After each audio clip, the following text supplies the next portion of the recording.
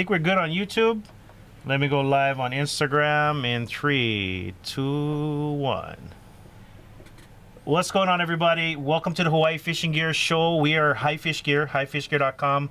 I'm here with Wallace, and while we're live on 4 different platforms today, we got YouTube, Facebook, Twitch, and Instagram. TikTok, I don't know what's going on with that. We'll figure it out later on. But if you guys got questions about fishing, fishing poles, fishing regulations, how to catch certain fish, hook sizes, whatever you guys got, drop it in the comments right now while we're live. We'll do our best to respond to all the questions while we're live. And if you're watching it later in the day, please, we invite you to drop your questions in the comments. We do check all the comments, and we try our best to respond to all the questions as we go along. And as we wait for the questions to come in, we're going to go ahead and talk about some brand new products on highfishgear.com. Let's start with those right there. We got some mask and snorkel combos from Tusa. So we have the Splendive, which take is one out of there. the black. We got just some basic snorkel fins for diving for taco, and you need a little mask for maybe snorkeling around the hood. You got a mask and snorkel combo from Tulsa. Tulsa or Tusa? Tusa. Awana Astua Atusa. Not too expensive, but good quality mask. Got a nice little coverage for your face and nice little rubber gaskets. The kind, you know, nothing over the top, not the best on the market, definitely not the worst. But we got those available on the website. We got 2 different models to choose from. One's in black and one's in blue. Yep. My son picked one up. He loved it. He loved it. He was all happy putting it on. Had to adjust it nice and small for his head. But yeah, those are brand new on the website. And if you needed some fins, Comes in a bag too. we got some Cressy fins. We got them available in a bunch of different sizes. Not your like serious free diving ones, but Look for snorkeling around looking for taco. there you go. Just some nice basic fins and mask now available on the website, highfishgear.com, under new products. And we probably mean to have like a little dive section on our website, because you guys keep asking, hey, you guys get snorkel, you get masks. We haven't been able to like consistently keep them in stock, but now we're gonna work on it. We are gonna work on it. We're gonna try to keep just some basic, you know, tree prong kind of stuff in stock. Yeah, we're not gonna get that serious dive shop stuff. You know, there's a lot of great dive shops in Hawaii, and we want to just some basic stuff. All right, so that's new, and then we'll talk about some other stuff probably tomorrow. Yeah. But there we go. Let's go ahead and check out the questions. If you guys are watching, I see 14 on on YouTube and Facebook. You guys drop your questions right now while we're live. Here we go. Let's scroll up to the top of Instagram. What's up, Jordan? Uncle Wallet, live and direct. All right. It is he who has the answers, Uncle. Shaden. What's up, Shaden? All right, what's the best tackle backpack for Ulua and Whip? Ulua backpack.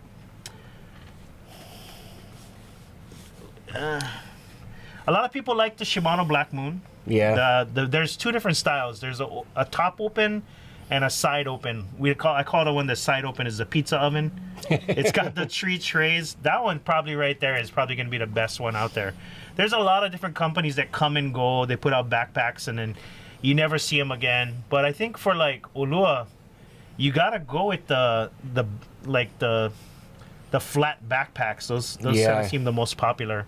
Most popular all around. We do have a HFG roll down top bag, which is nice because it's we only have like a handful left right now. So if it's something you're looking for, definitely make it a point to check out our website. Search for cooler backpack on our website.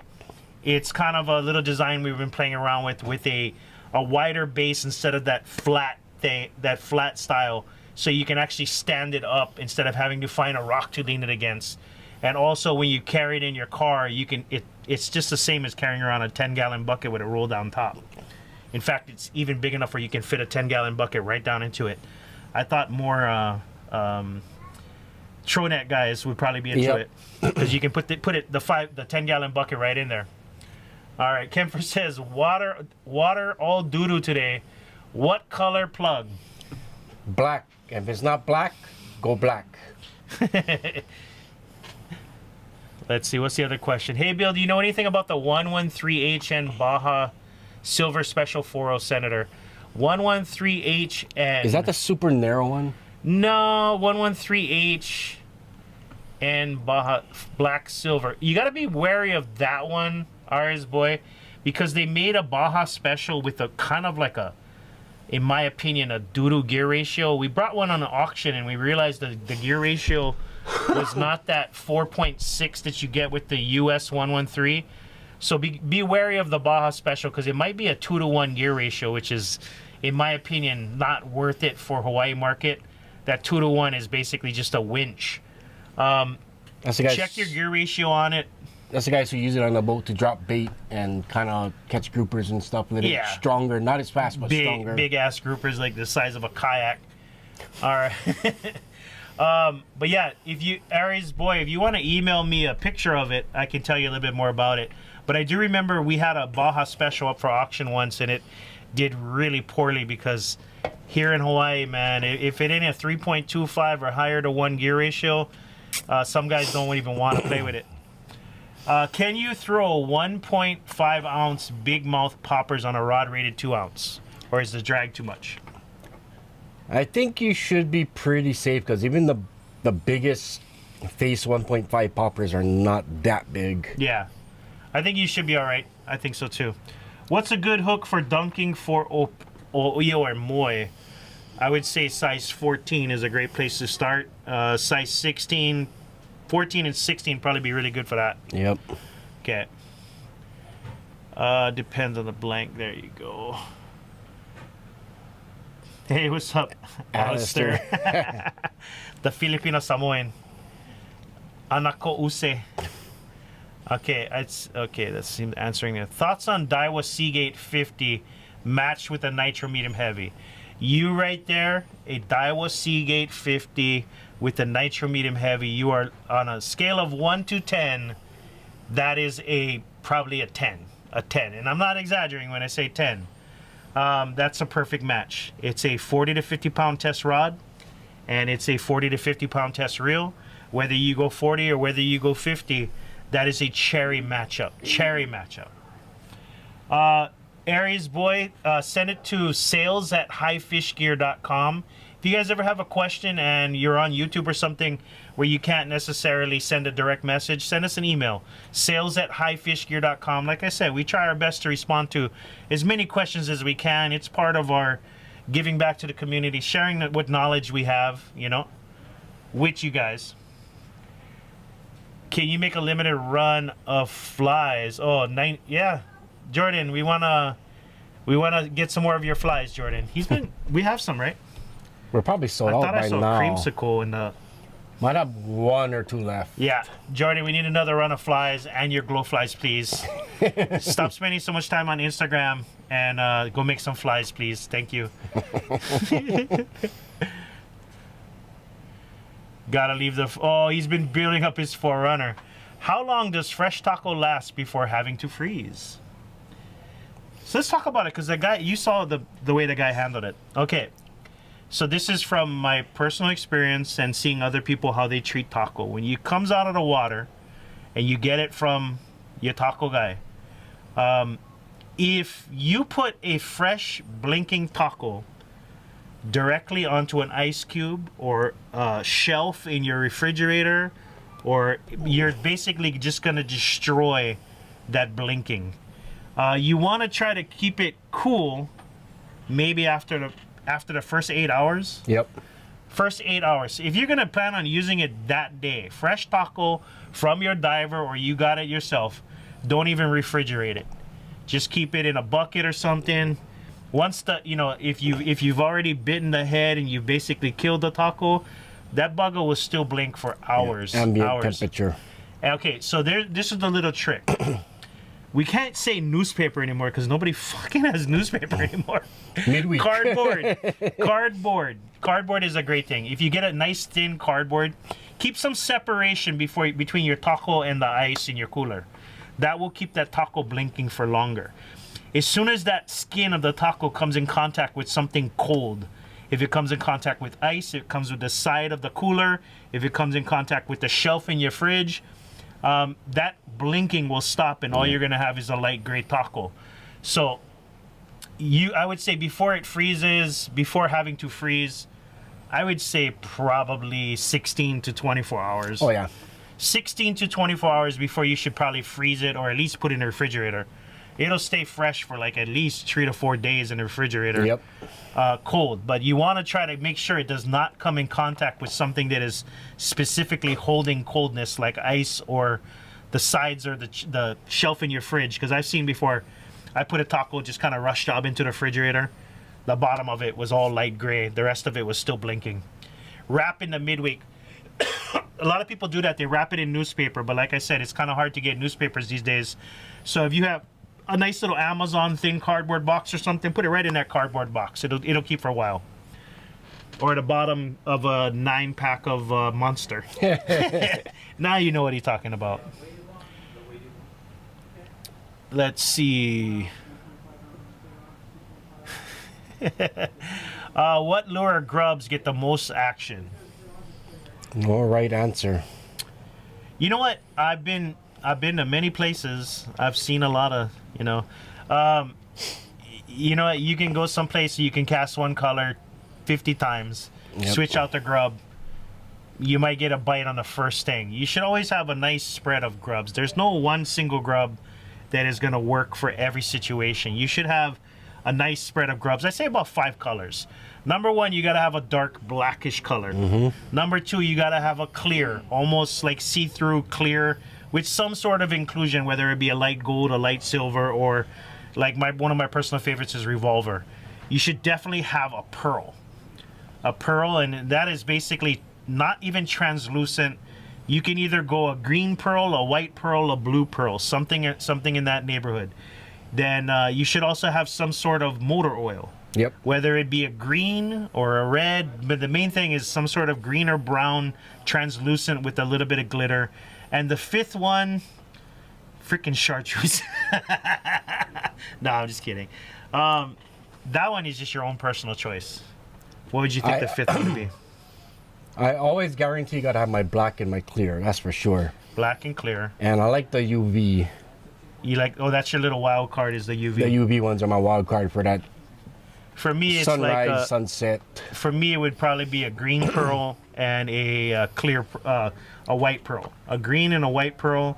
You got your clear and your black, and then you have some sort of motor oil. There you go. But you should always have more than just one color. You're not gonna be able to go straight to the water with one. Tips for catching moo from shore. Can I say that? Ama crab, ama crab. If you are on the rocks and get ama crabs crawling all around, guess what? You might be in moo territory. Especially if they're deeper water. They don't like to play in the waves. Most of the time they like to play in deeper water where there's more healthy reef. But one of the magic baits for moo is ama crab. So catch those ama crabs. Use that elastic thread. Wrap it around the crabs. You can slide them down or you can cast them down. All right, let's see. Notice mostly curly tail grubs for sale here in Guam too. Are paddle tails not effective in salt water for papio? I think that the action of a paddle tail is a little more like a swimming bait as opposed to like the flutter that you get with the curly tails. Paddle tails are usually per piece more expensive. Yeah, that's true. So I think that's the biggest factor. Plus, they're a little bit. Yeah, I mean, to get the paddle to actually work, it's got to be a bigger profile. The paddle is more of a side to side, versus the curly tail is a. The tail goes like this. The curly tail is like a flutter. Yeah. And it kind of looks more like a swimming bait fish. Paddle tails work really well when you're dragging in the sand. I will say that. Yeah. Yeah. Trolling on a kayak, big time. The paddle tails usually get bigger bite. I think it's because the cost per piece is a little bit higher. People tend to go just grab the curly tails. I think personally, from our standpoint of where we sell soft baits in the shop, and we have going on 9 years worth of data to analyze, the curly tails, the smaller one, the 1.5 to the 2.25 inch curly tails sell more. But then when papio season or Wama season comes around, the 3.25, the bigger profile grubs, the sales pick up. But the smaller curly tails year round, always consistent. And then the bigger grubs, the bigger profile, those paddle tails, usually during Oama season or Papio season, that's usually when the bigger grubs pick up. Getting any more different color nitros coming in? There are 2 brand new colors that are supposed to be coming in sometime this year. From what I understand, we talked to our distributor just recently about it. The manufacturer, the company that makes them for them, are kind of backed up. So nitros are going to probably be a little bit blocked up maybe for a month or so. If there's anything out there on the shelves, snag them up regardless of the color. But there's 2 brand new colors coming out this year, and the restock on some of the older colors. But that pearl white and that baby blue, if you got one, hold on to it, use it, or sell it now because it's been discontinued. I have a feeling that white one in about 4 or 5 years is going to be worth a lot of money. I don't know. It's a pearl white. The baby blue was kind of nice. That was heavy, yeah? Yep. And the white one was like a medium heavy. Candy cane almost, I called it. Okay, let's see. Do you think treble flies or grubs hurt the bite on plugs? Treble. Oh, I know what he's saying. You know how like Mark White has the feathers on his treble? Yeah. Fly material, I don't think would mess with anything, but putting grubs on a lure hook, I think. Yeah, it's gonna choke the hook. It's gonna look weird too. Because the treble, you're not really like trying to, you're snagging the fish with the treble. On the lures, people like putting the feathers and the fly tying material on the treble to kind of hide the hook and mimic a tail. Yeah. You get a bigger profile lure with that extended fly material on the treble. But I don't think it hurts, especially if the Mark White lures, those are made specifically, not to affect the bite. All right. Let's see. I saw some questions over here. Do you know anyone who would service older Daiwa sea lines? Andrew H., if you are on Oahu, Frank should be back at the end of the month. You can drop off your reel. As soon as he gets back, you can come by and pick it up. He has no problem servicing an old Daiwa Sea Line 50H, the metal or hard frame ones, Yep. The old school ones. Yeah, he can absolutely service that. Let's see. Wade offers a 3-day wrapped in newspaper in the ice box or in the refrigerator. When he says ice box refrigerator, not the freezer, the ice box. Wrap in a midweek. What reels are for bait casting and what reels are for sliding, if there's anything for both? Based on the reels that we sell here personally, we start with the Jigmaster, the Sea Line, the Seagate, the Torium 30, the Squall 40, the Fathom 240. Those are all of our bait casters. Those are all like 30 to 50 pound test bait casting reels. You notice they all have very similar line capacities, and most of them also have that higher gear ratio. Now, when you're looking at a slide bait reel, based on the ones that we stock, we have the 113H2LW, which is the red plate China made 4.0. We have the Torium 50, Torium 40. We also have the USA made 113. It's a US 113 HLW. It's just the LW, right? I think it's just LW. Yeah. So those would be all your slide bait. Those are the 60 to 80 pound test reels that you would probably use for slide bait. None of the little bait casting reels can be used for like serious slide baiting.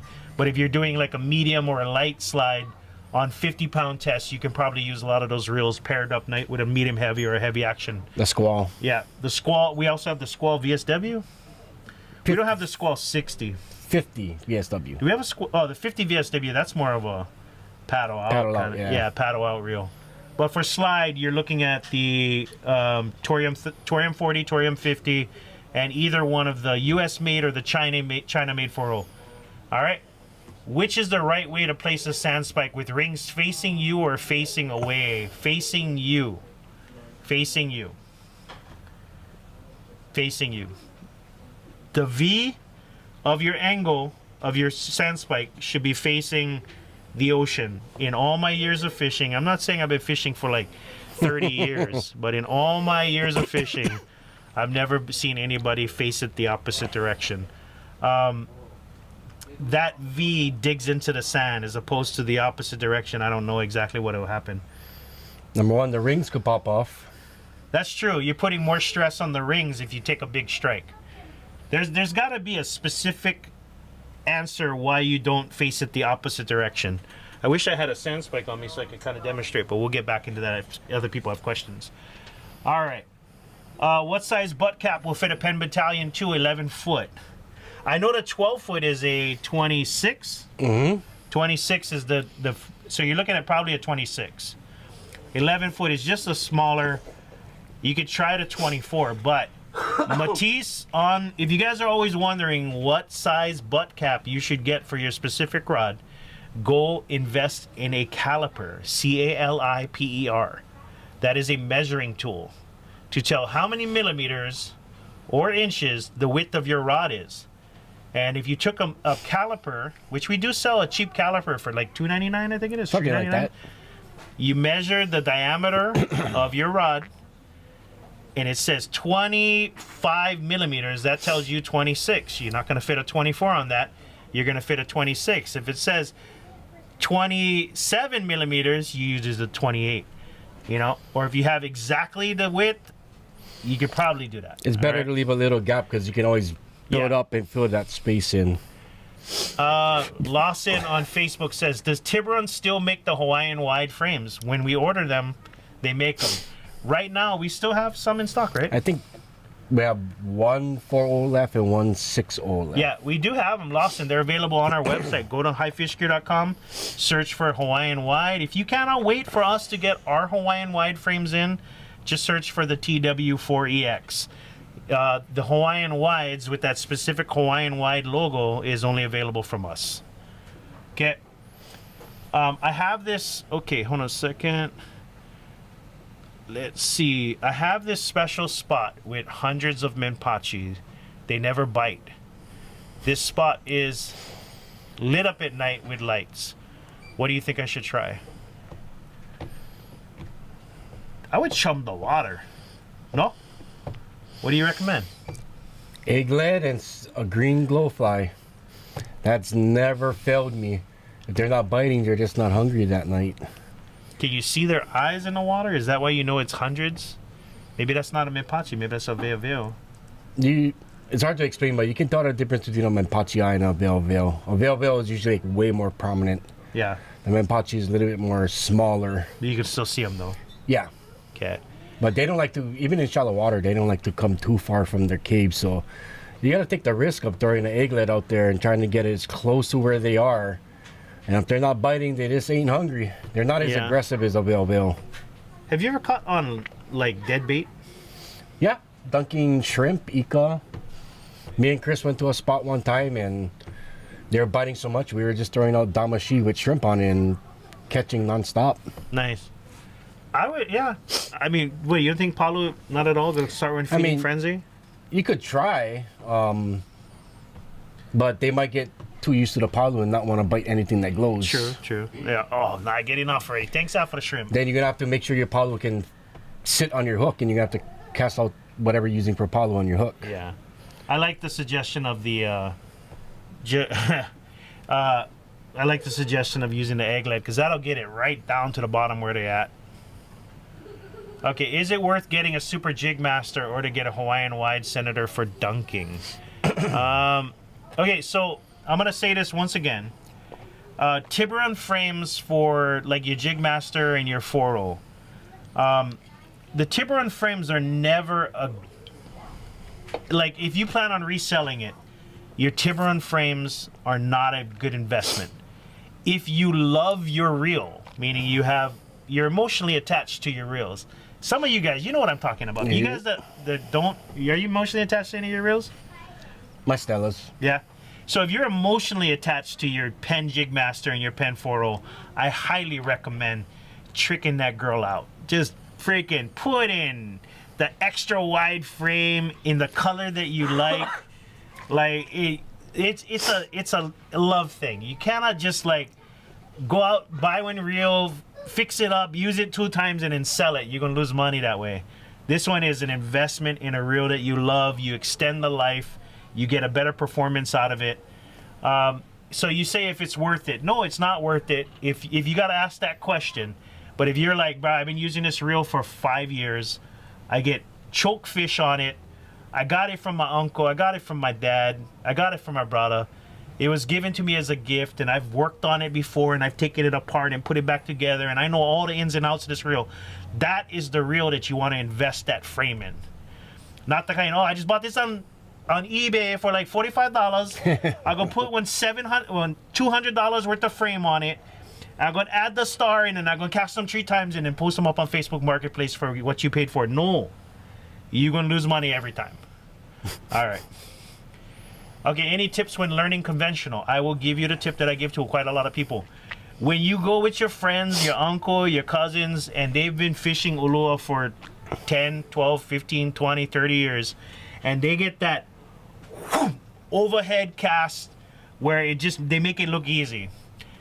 When you're just starting to cast conventional, you might not be ready for that. You're probably not ready for it. What I recommend to everybody is when you first start, do a little underhand cast, and watch your spool. Watch your spool, find out what it's doing. Watch that line kind of get bulky on the spool, and realize the dynamics of your cast and what that spool is doing. And I tell everybody, just start with a little underhand flick. The reason why I say that is because 30 to 40 yard cast is better than 10-yard cast bird's nest pulling out for half an hour. Just get a nice little light underhand cast until you get it down. And as soon as you get that underhand down where you're draining it 40, 50 yards, that's when you start doing the pendulum over the top cast. That would be my tip, is just to kind of start with a nice little underhand cast, and then watch your line. Watch your line. Instead of, when you're doing over the chaotic, over the shoulder, you don't really have a lot of time to watch the spool. Practice somewhere. If your lead breaks, it won't hit a house or somebody else. Yeah, everybody says to go to a park, but I hear like stories of people saying, "Brah, we was at the park, 150, 200 yards, nobody around. Somebody got one bad cast. Lead goes flying. Luckily for them, it hit a dumpster. And that lead that hit the dumpster, number one, bang, noise. Everybody came out, thought it was a gunshot. But number two, the dent that it left in that dumpster, if that hit somebody, would have killed them. I mean, I don't care about spending money on lead, so I'll go to a beach where it's nice and flat, that if my lead line breaks, at least it's going to be flying in the water. There's no houses out there, nobody out there. So you new guys, you're going to get that random freaking oddball cast that's just going to snap line, and that thing will fly to 3 o'clock, yeah, 7 o'clock. If you're going to go cast in a park, please make sure that there is no one around and no property that you could damage around, all right? Yeah, broken 8 ounce can go like 300 yards easy on a snap. Paddle tails have a thump for the lateral line. What does he mean by that? A thump? Oh, I think he's talking about, I guess when fish panic, I guess their lateral line in their bodies set up a signal. I don't know if that paddle tail supposed to mimic that. Like more of a vibration? Yeah. I got you. Would the moo be found in rougher water or calmer? I think either way, but both. Not in. I have never seen a moo come up in 4 feet of water. You know, you don't catch too much moos out here in Never Beach. You've dived and you've seen them out here. Yes, but not in Never Beach where it's like 4 to 8 feet. Usually, mostly off of deeper cliffs and stuff. I have seen some pretty big ones, like 7, 8 pounders in 6 to 8 feet of water. That's further out though, huh? No, kind of close to shore. All right. But they like that deeper, like 15 to 40. Yeah. And loving this so far. Thanks, guys. All right, on. Okay. Is a 3-way swivel a must for dunking, or a crane swivel would work fine? Crane swivels do work fine. The main idea is to just make sure you're not getting a whole lot of tangles in your line. Of course, there's 2 rings on a crane swivel. What I do when I only have is a crane swivel and I don't have a 3-way, is I tie my main line. Here's your swivel. This one's going to the leader. This one is tied to the main line and the other one's tied to the lead. So in one ring, I'm tying the main line and my lead line, which makes the swivel go off to the side. And that's where I tie my leader to. If you go to our website, highfishgear.com, Under resources, there's a diagram, a rigging up diagram, kind of like some basic shore casting stuff. You can see how some people recommend tying off the treeways and the cranes. Okay, thank you guys so much. My experience been fishing for a spot for a while, and once in a while I pick a couple, but they are not okay.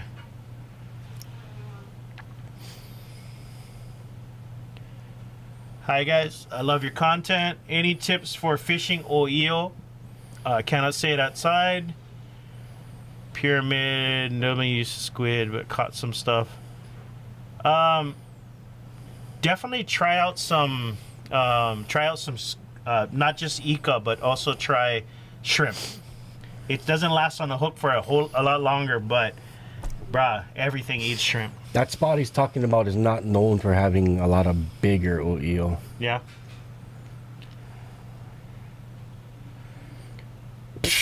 I know. Young boy coming on here asking for stuff. Do y'all have Jake? You can probably just Google that, brother. There are some that are available. Yeah. What star drag reels are good for bait casting for Ulua? I'm not sure if you were watching a little while ago. I just gave you the full list of all the bait casters that we got. Jigmaster, Sea Line, Seagate, Fathom, Squall, Torium. Those are the 6 conventionals that we carry. There are lots of other ones on the market, but those are the ones that consistently sell. Definitely try shrimp. Okay, I think we're all caught up there. We gave you guys 31 minutes and 44 seconds. I think that we've done our part. I think that we've done our part for the day. 31 minutes, 50 seconds. And while we're still live, can you guys take a moment real quick? Lift your thumb, leave a little like on the video. When you guys leave likes, it helps us introduce what we do to more people. It tells YouTube that you guys like what we're doing, and they're gonna show it to more people. And same thing with Instagram, Facebook, and Twitch. All right, guys. Wait, one more question. Casting conventional for the first time. Cast like a whipping pole, hang lead off the ground, and don't swing the cast. Cast like a whipping pole. I feel like the drag cast is easier to learn the basics. You know what? Before you try the swing pendulum and. Everybody's got different mechanics. I started with the pendulum. I saw somebody just knock my socks off, like wow, like woof, cast, doing the drag cast. So then I went drag cast. But the big thing is that to drag cast, you gotta have one flat surface. Yep. If you try drag cast on one unleveled. on an unleveled or an angle or something like that, your cast gonna be all jam up, which is something that I learned over time. So now I'm back to pendulum cast. I'm getting it a little bit better down, like confident, no bird's nest all the time. Yeah, maybe a little extra slack I gotta pull out, but nothing too serious. I learned on a drag. You know, you talk about the underhand one. I learned on a 3 o'clock just, and then slowly I started getting it over the top. Yeah. It takes some practice. All right. Okay, that's pretty much it, guys. Thank you for watching, and like I said, please leave a like. Aloha.